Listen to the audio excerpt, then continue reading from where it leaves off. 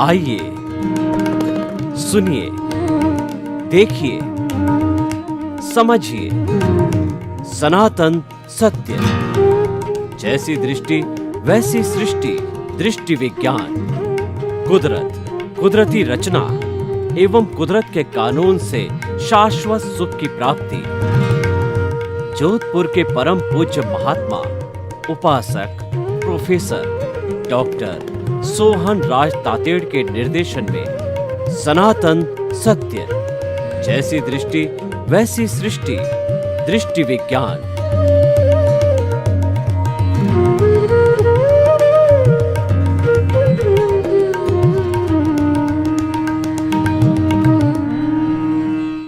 भाई और बहनों, मातृशक्ति को नमन। आज का हमारा बहुत सुंदर एपिसोड द्रव्य आत्मा, प्रतिष्ठित आत्मा।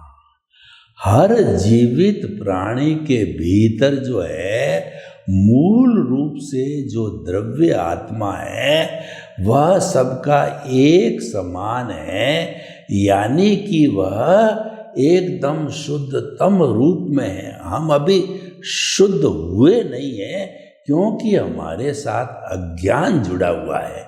प्रतिष्ठित आत्मा जुड़ी हुई है, वह अज्ञान है।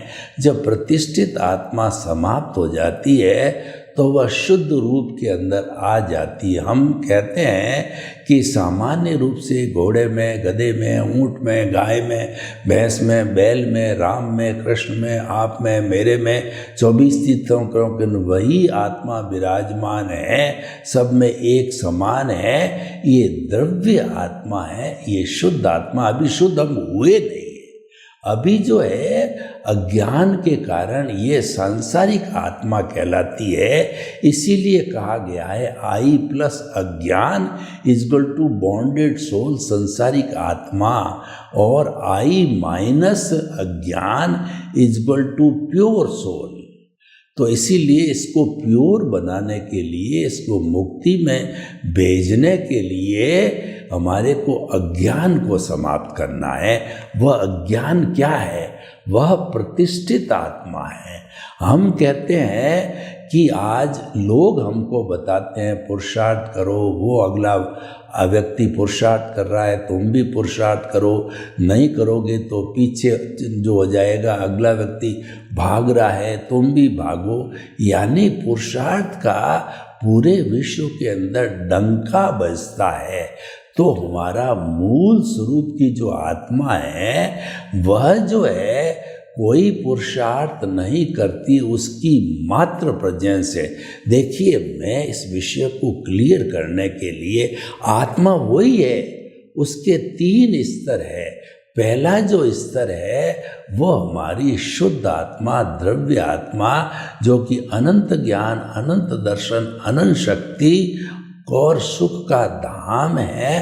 वो मुक्ति में रहने वाली अवस्था है, परंतु उसको अज्ञान ने जकड़ रखा है। इसीलिए जो है अभी वो हमारे शरीर के अंदर मौजूद है और वह केवल जो है अक्रिया करती, उसकी हाजिरी है। तो हम चेतन तत्व हैं और हाजिरी नहीं है, यानी कि वह यहाँ से निकल जाएगी तो हम डेड बॉडी बन जाएंगे। एक तो इसका स्वरूप हो गया जिसको परमात्मा कहते हैं, और एक होता है अंतरात्मा। इसके नीचे की जगह जो अंतरात्मा कहलाती है, वह आत्मा जो है वो हमारी सीड चेंज होता है। सबसे पहले होती है बहिरात्मा, बाहर की आत्मा होती है, जिसको स्वार्थ की चेतना कहते हैं। उसका लक्ष्य होता है कि मैंने पिया, मेरे बैल ने पिया, कुआं ढहे तो ढहे। यानी स्वार्थ की नीति वाली जो आत्मा होती है वह कहलाती है बहिरात्मा। स्वार्थ की चेतना, खाओ पियो, मौज करो, ऐश करो, और उसके साथ साथ के अंदर जो है वो आप जो है 5 इंद्रियों का सुख भोगो, वो हमारी बहिर आत्मा कहलाती है। और अब आप देखिए कि जब हमारा अच्छा समय आता है, भाग्योदय होता है, पुनर्जन्म होता है, हमारे मोक्ष की नींव लगती है, यानी हमारे शाश्वत सुख की नींव लगती है, वो अच्छा समय आने पर ही लगती है, मनुष्य जन्म में ही लगती है। तो ऐसे समय में हम जो है ज्ञान के प्रभाव से जो है बहिरात्मा से अंतरात्मा बन जाते हैं। अंतरात्मा और बहिरात्मा में क्या डिफरेंस है? आत्मा वही है, लेकिन उसका जो है स्थान बदल जाता, उसकी क्वालिटी बदल जाती है। तो वह जो है वह बहिरात्मा में, अंतरात्मा के अंदर वो हम अकर्ता बन जाते हैं। और देखिए, अकर्ता बनने पर क्या चेंज आता है? नो ऑनरशिप, नो डूअरशिप और निमित्त निर्दोष अकर्ता और शुद्ध आत्मा की स्थिति पैदा हो जाती है। केंद्र में आत्मा आ जाती है। परिधि के ऊपर जो है वह हमारी जो अज्ञा रहती है, जिसको हम कहते हैं धन दौलत परिवार घर धन संपत्ति, सेकेंडरी हो जाती है। प्राइमरी जो है वो हमारी जो है मूल आत्मा हो जाती है, जो कि हमारे केंद्र के अंदर जो है विराजित हो जाता है। और वो जो जिंदा भगवान के रूप में प्राण प्रतिष्ठा हो जाती, जैसे मंदिर के अंदर प्राण प्रतिष्ठा होकर के जिंद बिंब बनता है, जिंद बिंब बनता है, वैसा ही वह हमारे भावों के द्वारा जो है वो हमारे केंद्र में स्थापित हो जाती। प्राथमिकता देखिए, बहिरात्मा और अंतरात्मा में डिफरेंस क्या है? अंतरात्मा जो है देहाध्यास कहलाता है, अज्ञा कहलाती है, और बहिरात्मा और अंतरात्मा प्रज्ञा कहलाती है। अज्ञा का जगत, प्रज्ञा का जगत। जो ही हम अंतरात्मा बनते हैं, क्यों ही जो है हमारे जो है भीतर जो मूल आत्मा है उसकी एक भाव सत्ता बाहर निकाल करके एनलाइटनमेंट होता है, प्रज्ञा जागृत होती है। प्रज्ञा तब तक रहती है जब तक कि हम जो हमारा मूल स्टेट परमात्मा नहीं बन जाते हैं, तब तक प्रज्ञा रहती है और तब तक हमारी अज्ञा भी रहती है। क्योंकि अज्ञा समाप्त हो जाती है तो फिर प्रज्ञा भी समाप्त हो जाती है, और मूल आत्मा तो मुक्ति को चला जाती है, उसमें प्रज्ञा भी नहीं रहती, अज्ञा भी नहीं रहती है। तो ये सारा खेल अज्ञा और प्रज्ञा का है, और वो एक दूसरे से विरोधी दिशा में काम करती है। अज्ञा जो है ये हमको संसार में भटकाती है, 84 लाख जीवा योनि में भटकाती है, और प्रज्ञा हमें मोक्ष के करीब करीब ले जाती है, हमको परमात्मा बनाती है। जब हम ये जो है प्रज्ञा के जगत में आ जाते हैं तो कभी भी जो हमारा प्रतिष्ठित आत्मा है, देखिए अब यहाँ प्रतिष्ठित आत्मा, अज्ञान इंट्रोड्यूस हो गया। अज्ञान कहिए या प्रतिष्ठित आत्मा कहिए और या हमारी अज्ञा कहिए, वो एक ही बात है। हम कहते हैं पुरुषार्थ करो, तो पुरुषार्थ कौन करेगा? पुरुषार्थ हमारी मूल आत्मा नहीं करती है, वो तो अक्रिया है। अज्ञा का पुरुषार्थ, प्रज्ञा का पुरुषार्थ मात्र प्रतिष्ठित आत्मा करती है, और उसके भीतर पूरा जो है ना भावों का जगत का जो है यानी चार्ज करने का सिस्टम होता है, और एक डिस्चार्ज का होता है।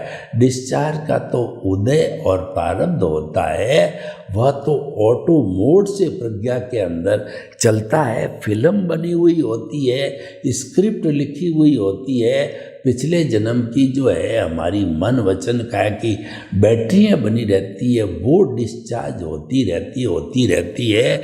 वह कहलाती है हमारी मैकेनिकल प्रतिष्ठित आत्मा।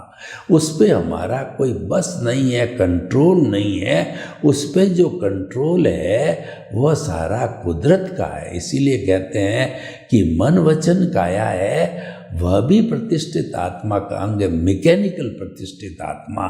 तो मन वचन काया तथा उससे जुड़ी हुई हर अवस्था मात्र कुदरती रचना है और वह व्यवस्थित है, प्रीडेस्टिन्ड है और वह फिक्स है। और क्योंकि वो अवस्था से जुड़ी हुई है, अवस्था हमेशा जो है वह विनाशी होती है, टेम्परेरी होती है और वो जाने वाली होती है, अवस्था समाप्त होने वाली होती है। सुख जा रहा है, दुख जा रहा है, हर अवस्था जो जड़ है वह जाती रहती है, कोई भी फिक्स नहीं होता। आज दुख है तो यह भी चला जाएगा, आज सुख है यह भी चला जाएगा। तो इस तरीके से जो है ये मैकेनिकल मोड से चलने वाली जो है मन वचन काया है, तो उस पर नियंत्रण कुदरत का है। वह कुदरत कुदरती रचना और कुदरत के कानून से संचालित होती है और कुदरत का कानून सनातन होता है, इसीलिए उसको हमारा कार्यक्रम सनातन सत्य है। तो अब देखिए कि जो है अज्ञा और प्रज्ञा की हम बात कर रहे हैं कि हमारी ये प्रतिष्ठित आत्मा कैसे काम करती है। प्रतिष्ठित आत्मा हमारे बुद्धि के अंदर होती है और इसके साथ जो काम करने वाला सिस्टम होता है वह मन, बुद्धि, चित्त और अहंकार होता है। मन जो होता है वो पैम्पलेट निकालता है। कैसे पैम्पलेट निकालता है कि जब कभी भी एमएलए और एमपी के इलेक्शन होते हैं तो उन इलेक्शन के अंदर हर एक का अपना अपना चुनाव चिन्ह होता है और उस चुनाव चिन्ह के आधार पर सब अपने अपने पैम्पलेट बांटते हैं। तो वो पैम्पलेट हमको मन दिखाता है कि ये उसका पैम्पलेट, ये उसका पैम्पलेट, ये उसका पैम्पलेट। फिर वो जो है बुद्धि को दिया जाता, बुद्धि को जो है प्राइम मिनिस्टर कहा जाता है कि उसको जो निर्णय लेना चाहिए, परंतु वह निर्णय लेती नहीं है कि मैं इस पैम्पलेट को पास करूं, इसको करूं या इसको करूं। यानी जो जो विचार आते हैं वो बुद्धि को सौंपे जाते हैं, वो निर्णय नहीं लेती है। तो उसके बाद में चित्त को जाती है। चित्त क्या करता है, उन पैम्पलेट को विजुअलाइज करता है, उनके फोटो खींचता है और वो फोटो जो है वो फाइनली अहंकार के पास में जाता है और उसमें से जो अहंकार जिस पर सिग्नेचर कर देता है वह जो है प्राइम मिनिस्टर होता है और वह जो है पारित हो जाता है। वो भाव है वो कॉज रूप के अंदर परिणित हो जाता है और वह हमारी कॉजल बॉडी का अंग हो जाता है। तो इस तरीके से भीतर हमारे कॉज पड़ते हैं, ये सारी भीतर की है। और ये अगर मान लो हमारा भुगतान चल रहा है और उसके ऊपर जुड़ा नहीं, यानी कि हमारी प्रकृति और पुरुष को अलग अलग रखा, तो जब जुड़ाव नहीं हुआ तो there will be no cause.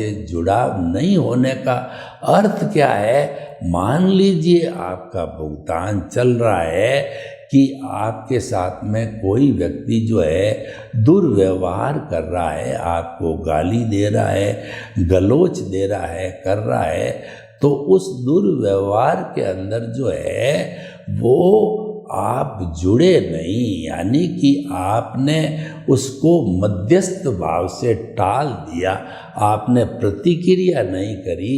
तो प्रतिक्रिया नहीं करने से वह जो जितनी भी बात थी वो अगले के पास चली गई, चाहे गाली थी, चाहे गलोच था या कुछ भी था, वो आपने एक्सेप्ट नहीं किया और दूसरे के पास में चला गया।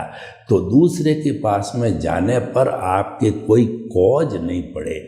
अगर आप उस पर रिएक्ट करते, आप जो है उसकी एक गाली की जगह 2 गाली देते, किसी ने जो हाथ उठाया तो आप मुक्का उठाते, यानी क्रिया की प्रतिक्रिया करने पर जो है हमारे नए भाव पैदा होते हैं और एक भाव को कॉज कहते हैं। और उसके ऊपर क्या है कि कर्म का कोड चढ़ जाता है।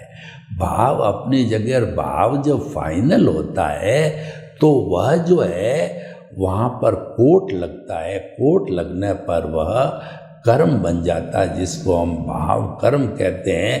ये भीतर का जगत है, और द्रव्य जो कर्म है वह ऑटो मोड से चलने वाला मैकेनिकल मोड है, और ये जो है वह भाव कर्म चार्जिंग है, और ये डिस्चार्ज है। फर्क है इसमें, चार्ज में तो नया सृजन करना है, डिस्चार्ज में कुछ नहीं होता। हमारी जो है वो बैटरी है मोबाइल की, तो उसका चार्ज 0 हो गया तो हम प्लग में डालते हैं, तो धीरे धीरे वो 1%, 2%, 4% जो है बढ़ेगा। तो उसके लिए हमको चार्जर का सहारा लेना पड़ेगा, परंतु डिस्चार्ज करना हो तो उपयोग का होना है। तो हमारा मन वचन काया जितना हम काम लेते रहेंगे वो डिस्चार्ज होता रहेगा, और ऑटो मोड से होता है। इसीलिए कहा गया है कि मन वचन काया तथा उससे जुड़ी हुई हर अवस्था मात्र कुदरती रचना है, वह व्यवस्थित है, प्री डेस्टिन्ड है, और वह नाशवान है।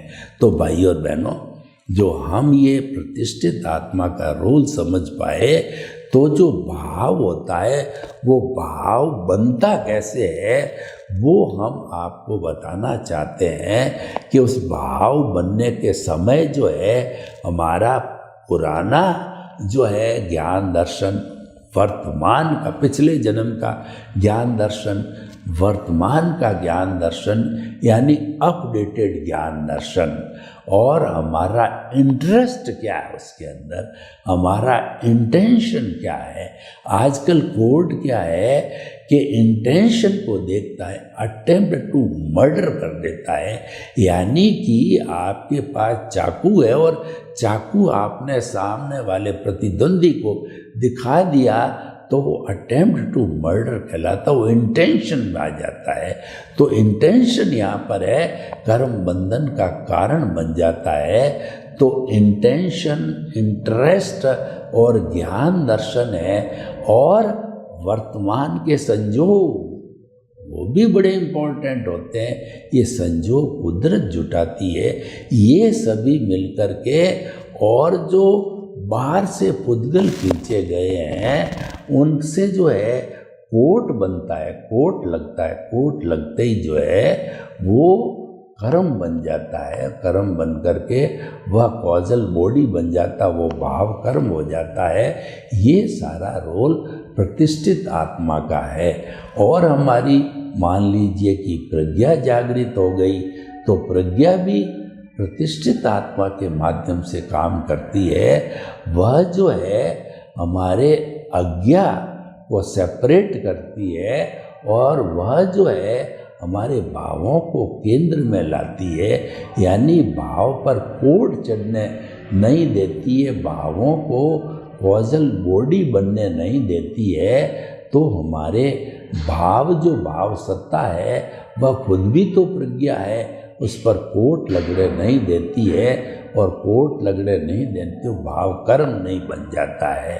तो प्रतिष्ठित आत्मा का सारा रोल, अज्ञा इससे जुड़ी हुई है, प्रज्ञा इससे जुड़ी हुई है, और जो है हमारे भाव इससे जुड़े हुए हैं। सारा ये प्रोसेसिंग हाउस है, और ये सारा प्रोसेसिंग हाउस जो है बनकर के हमारे जो है कर्मों का कॉजल बॉडी बनाता है, वही अज्ञान है। और इसको मिटाना ही हमारा रियल पुरुषार्थ है। और ये रियल पुरुषार्थ से कैसे मिटता है कि ऑटो मोड अपना काम कर रहा है, और आप जो है प्रतिक्रिया मत करो, वह ऑटोमेटिक चलता रहेगा। और आपका रियल पुरुषार्थ क्या है कि आप तो मात्र जो है अपने केंद्र से चिपके रहो, केंद्र में रहो। आप इधर उधर चले भी गए तो पुनः आप केंद्र में आ जाओ, यानी कि आप जुदापन की जागृति करो। आप ये सोचो कि मैं अलग हूँ, शरीर अलग है, मन वचन काया शरीर है, और मैं तो मन वचन काया से मुक्त ऐसा शुद्ध आत्मा हूँ। ये हमारा जो हो गया, ये हमारा भेद विज्ञान हो गया। इसको जुदापन की जागृति कहते हैं कि मन वचन काया अलग है और मैं अलग हूँ। हमारे इस शरीर के अंदर 3 चीज़ें काम करती है। एक तो हमारी मूल आत्मा होती है मुक्ति में जाने वाली, और एक हमारा मन वचन काया मैकेनिकल मोड होता है। इन दोनों को जो जोड़ने वाला होता है वो अज्ञान है, वो फेविकोल है, और उस फेविकोल के माध्यम से ये से जुड़ी हुई रहती है। देखिए, मैं आपको एक उदाहरण देना चाहता हूँ कि मुझे घर में फर्नीचर बनाना है, तो फर्नीचर बनाने के लिए पहले जैसे जैसे फर्नीचर वैसी लकड़ी को स्मूथ करके बना दिया। अब हमने सनमाइका को परचेज किया और फिर अब सनमाइका को लकड़ी के ऊपर चिपकाना है, तो उसके लिए जो है वो सेल्फ एडेसिव जो है हमारा फेविकोल लगाया और उस पर सनमाइका को लगाया, प्रेस किया, 1 आध दिन रखा, तो उसके बाद के अंदर वह खूबसूरत जो है हमारा फर्नीचर बन गया। तो इस तरीके से ये तीनों जुड़े हुए हैं। हमारा अज्ञान है वो फेविकोल है, और एक हमारी जो है मूल द्रव्य आत्मा है, और एक मैकेनिकल प्रतिष्ठित आत्मा है जिसको हम व्यवहार जगत कहते हैं। मूल आत्मा को हम भीतरी जगत कहते हैं, और भीतरी जगत के अंदर अज्ञान जुड़ा हुआ होता है। अज्ञान बाहर दिखाई नहीं देता है, बाहर तो उसके वशीभूत होकर के उसका रिजल्ट हम देखते हैं, क्योंकि वो सारा हमारा रियल पुरुषार्थ है। रियल पुरुषार्थ तो अज्ञान का है, तो ज्ञान के द्वारा अज्ञान को मिटाया जाता है। यानी कि वह ज्ञान अगर अज्ञा के साथ जुड़ता है तो वह अज्ञान हो जाता है, और वो ज्ञान प्रज्ञा के साथ जुड़ता है तो वो विज्ञान हो जाता है। और विज्ञान होने का अर्थ हो गया कि हम शाश्वत सुख की नींव लगाने की स्थिति में आ गए। और जब शाश्वत सुख की नींव लग जाती है और कंटिन्यूअस जो है हम उसको है केंद्र में आत्मा को ही पोषित करते रहते हैं, तो नए कॉजेज नहीं पड़ेंगे, और पुराने जो है वो बर्फ की शिला की तरह पिघलते पिघलते अज्ञान एक दिन शून्य हो जाएगा। जब अज्ञान शून्य हो गया तो मूल स्वरूप की आत्मा के साथ में एक भी परमाणु जड़ का अज्ञान का नहीं रहेगा। अज्ञान वो जड़ है, नहीं रहेगा तो वह सिद्ध बुद्ध और मुक्त बन जाएगी। तो भाई और बहनों, देखिए इस एपिसोड के अंदर हमको ये बात समझने की है कि वो जो नाश करना है वो अज्ञान का नाश करना है।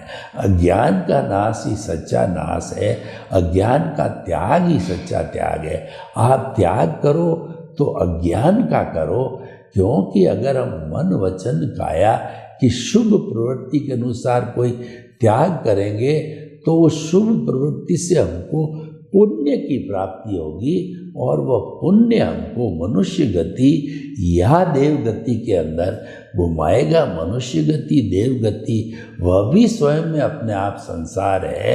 देव गति पुण्य की, देव गति सोने की बेड़ी है, और मनुष्य गति है वह हमारी जो है कहना चाहिए कि लोहे की बेड़ी है। तो दोनों जो है बेड़ियां होता है, इनको तो काटना पड़ेगा। मैं आपको एक उदाहरण देना चाहता हूँ कि जब कभी भी हम जो है हमारा जो एकदम सफ़ेद कपड़ा है उस पर काला दाग लग गया, उस काले दाग को धोने के लिए हम वॉशिंग मशीन के अंदर हाईली पावरफुल डिटर्जेंट डालते हैं।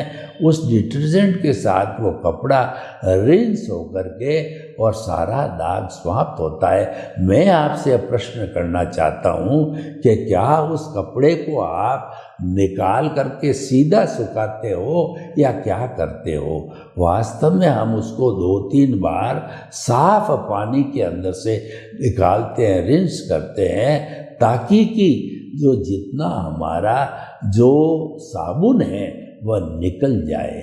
वो साबुन पुण्य है, और दाग है वो पाप है, तो उस पाप को धोने के लिए पुण्य का उपयोग किया, लेकिन हमको उस कपड़े को आखिर पहनने के लिए यानी शाश्वत सुख को प्राप्त करने के लिए पुण्य पाप दोनों बेड़ियों को काटना पड़ता हमने।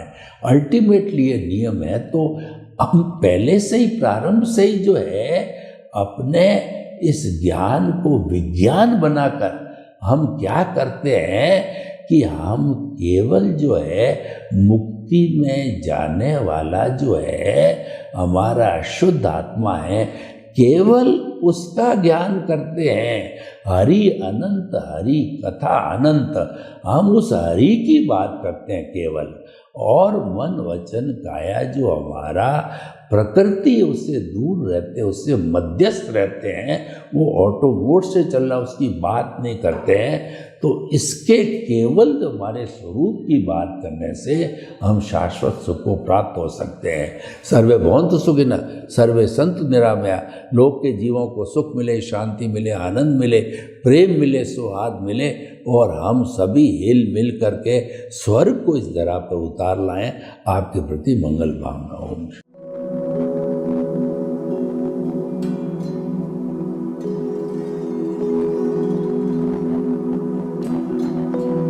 एक ऐसा अंतर्राष्ट्रीय ख्याति प्राप्त मानव जो गुरु प्रेरणा से पिछले 20 वर्षों से वानप्रस्थ जीवन जीते हुए 24 घंटे मानवता की सेवा में संलग्न है। एक ऐसा मानव जो अभी राष्ट्रीय, अंतर्राष्ट्रीय टीवी चैनलों पर 7,500 एपिसोड के माध्यम से सनातन सत्य, आत्मविज्ञान एवं पुनरुत्थान, व्यवहार एवं निश्चय जगत के जीवनोपयोगी विषयों पर हृदय स्पर्शी प्रवचन कर चुका है। उस मानव का नाम है महात्मा उपासक प्रोफेसर डॉक्टर सोहन राज तातेड़। प्रोफेसर तातेड़ द्वारा योग, दर्शन, शिक्षा विषयों पर रचित पीएचडी स्तर के 250 शोध ग्रंथ भारत के 100 प्रतिष्ठित विश्वविद्यालयों में शोधार्थी पढ़ रहे हैं तथा वे सभी शोध ग्रंथ वहां की सेंट्रल लाइब्रेरियों में उपलब्ध हैं। महात्मा सोहन राज ने अभी तक हजारों स्कूलों, कॉलेजों, विश्वविद्यालयों एवं संस्थाओं में सेमिनार, वर्कशॉप, कैंप लगाकर लाखों विद्यार्थियों को योग, दर्शन, शिक्षा का प्रशिक्षण देकर उन्हें सुसंस्कारित किया। डॉक्टर तातेड़ ने भारतीय संस्कृति उत्थान के 4000 से अधिक समसामयिक विषयों पर आर्टिकल लिखकर ऑनलाइन जर्नल, पत्रिकाओं, वेबसाइट्स पर प्रकाशित किया, जिसका उपयोग लाखों पाठक कर रहे हैं। उपासक तातेड़ के 5000 से अधिक आज का सुविचार, आज का शुभ संदेश, आज का मंगल भावना योग आदि चिंतन websites, Twitter, blogger, Facebook, YouTube माध्यमों से लाखों लोग अपना जीवन निर्माण कर रहे हैं। मानवता के मसीहा ऐसे महामानव महात्मा सोहन राज तातेड़ के प्रोफाइल को अभी तक विश्व के 20 लाख दर्शक यूट्यूब पर, 12 लाख गूगल पर एवं लाखों दर्शक फेसबुक, ब्लॉगर, ट्विटर और इंस्टाग्राम पर देख चुके हैं।